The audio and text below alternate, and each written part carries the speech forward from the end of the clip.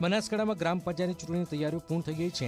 આ વચ્ચે વડગામ તાલુકાના 3000થી પણ વધુ વસ્તી ધરાવતા હસનપુર ગામમાં પંચાયતની સીટને લઈને વિવાદ સર્જાયો છે। ગઈકાલે ફોર્મ ભરવાનો છેલ્લો દિવસ હતો, જોકે એક પણ ફોર્મ ભરાયું નથી। છેલ્લી 2 ટર્મથી આ સીટ સામાજિક અને શૈક્ષણિક રીતે પછાત વર્ગ ઓબીસીને ફાળવવાના આક્ષેપ સાથે ગ્રામજનો ચૂંટણીનો બહિષ્કાર કર્યો અને આજે બહોળી સંખ્યામાં ઉપસ્થિત રહીને 3 માંગો લઈને અધિક કલેક્ટરને રજૂઆત પણ કરી હતી।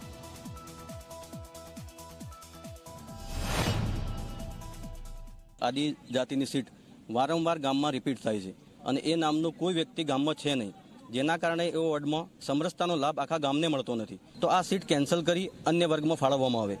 સરપંચની જે સીટ છે એ એક જ સીટ આ બીજી વાર રિપીટ થઈ છે, જ્યારે એ વ્યક્તિ ગામમાં 2 જ ઘર છે, જ્યારે અન્ય 88% મુસ્લિમ મેજોરિટી છે। એમાં વોર્ડ રચનામાં થોડોક ફેરફાર થયેલો છે। એક નામ જે કુટુંબના એક જ ફેમિલીના નામ એક વોર્ડમાં હોવા જોઈએ, અલગ અલગ વોર્ડમાં 3 થી 4 વોર્ડમાં અલગ અલગ આવેલા છે। અનુસૂચિત જાતિના માણસનું નામ છે, અનુસૂચિત જનજાતિના વ્યક્તિનું નામ છે, એ અત્યારે વર્ષોથી હસનપુરમાં રહેતો નથી, મજૂરી અર્થે વર્ષો પહેલાં આવેલો હતો।